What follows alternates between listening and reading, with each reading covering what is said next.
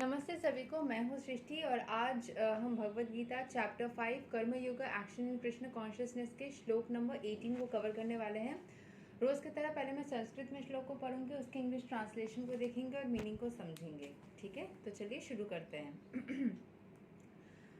विद्या विनया संपन्ने ब्रह्मणे गावी हस्तिनी सूनी चैवा स्वा पाके च पंडिता समा दर्शिना. The humble sages, by virtue of true knowledge, see with equal vision a learned and gentle brahmana, a cow, an elephant, a dog, and a dog eater, that is outcast. तो जो humble sages होते हैं, जो साधु संत होते हैं, वो अपने knowledge के जरिए, हमने पहले भी सीखा था, जब आपके अंदर नॉलेज आ जाती है तो आप गलत सही सब कुछ समझने लग जाते हो। तो जो साधु संत है उनके अंदर नॉलेज रहती है, तो वो अपने विजन से क्या समझ पाते हैं,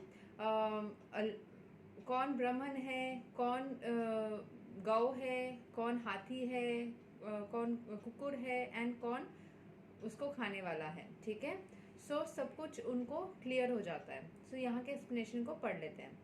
A Krishna conscious person does not make any distinction between species और caste. जो कृष्ण कॉन्शियस होते हैं ना, वो तुम नीच जाति को, तुम उच्च जाति को, वो नहीं करते हैं।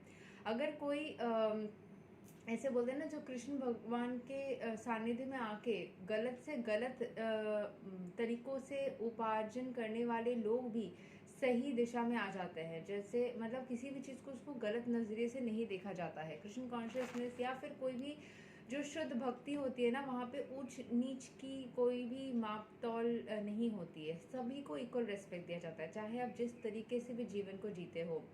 So the Brahman and the outcast may be different from the social point of view, or a dog, a cow and an elephant may be different from the point of view that they are species, but the differences of the body are meaningless from the viewpoint of a learned transcendentalist.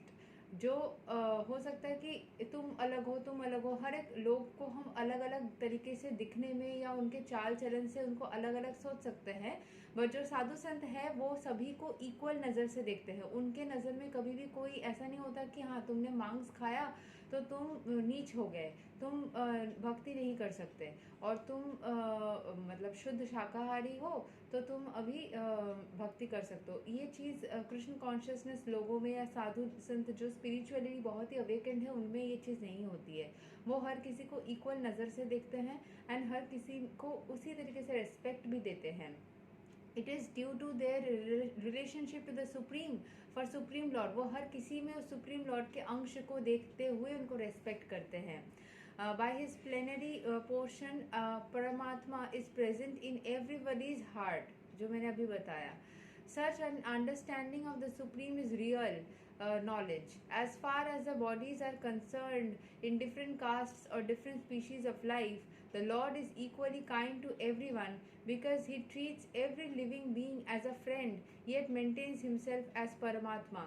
देखिए, ये जो परमात्मा है उनकी status बहुत ऊंची है, मतलब वो बहुत उच्च है, लेकिन वो अहंकार नहीं दिखाते, वो कभी भी खुद को बहुत महान नहीं दिखाते। वो सबके दोस्त बनते फिरते हैं, सबके दोस्त है, वो चीज़ भी है, लेकिन उतना लिमिटेड वो चीज़ भी मेंटेन रखते हैं कि वो परमात्मा है, तो उनमें वो शक्तियाँ हैं, उनमें वो क्वालिटीज़ है कि वो हमें गाइड कर सके, तो वो चीज़ भी वो मेंटेन करते हैं, लेकिन सबके साथ दोस्त जैसा वो मिलते हैं। मुझे तो ईश्वर के बारे में मैं सोचती हूँ तो कभी मैंने ऐसा नहीं सोचा कि ईश्वर मेरे पिता है या पिता समान है या कुछ ऐसे परमात्मा है, महान कुछ है।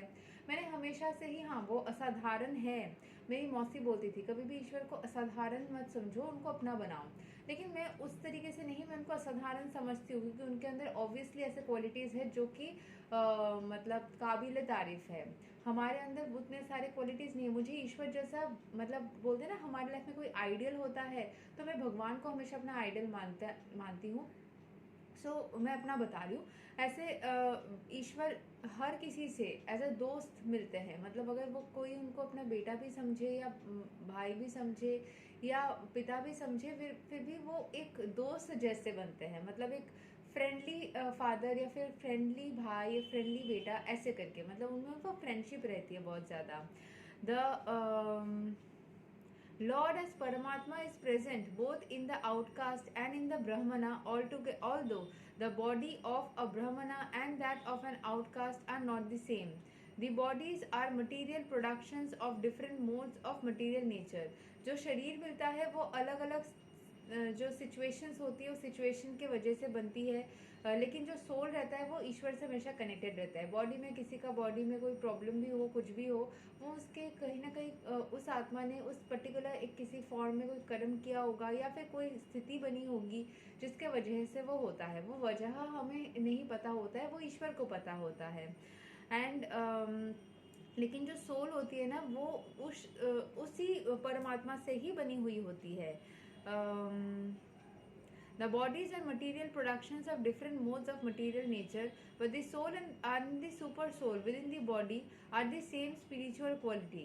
The similarity in the quality of the soul and the super soul, however, does not make them equal in quantity, for the individual soul is present only in that particular body, whereas the Paramatma is present in each and everybody.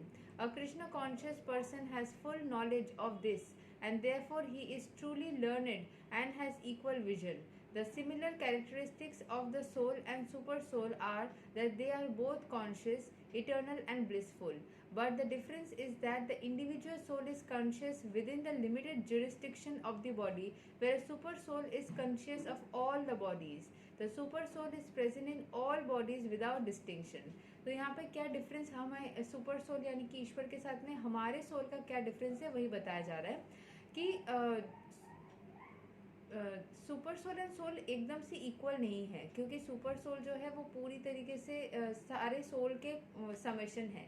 जैसे मान लीजिए आपके पास में एक कटोरी है जिसमें आपने 50 फल रखे हैं, ठीक है, 50 आप बोल सकते हो सेब रखा है आपने, एंड उसमें से एक एक सेब एक एक सोल है, वो सभी को मिला दे तो वो एक कटोरी या फिर एक बॉक्स सेब बन जाएगी. तो वो एक बॉक्स और एक कटोरी मतलब एक पीस सेम नहीं है ना, वैसे ही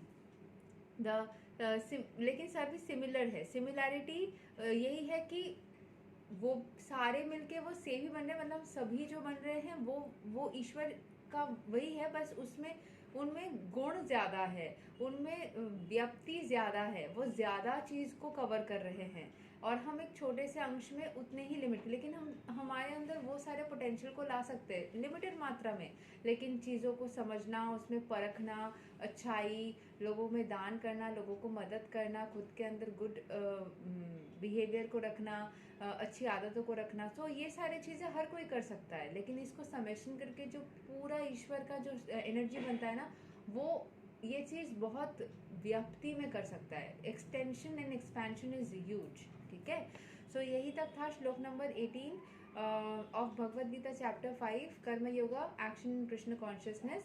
अगले वीडियो में हम श्लोक 19 को कवर करेंगे. तब तक के लिए हरे कृष्ण, राधे राधे, जय श्री राम.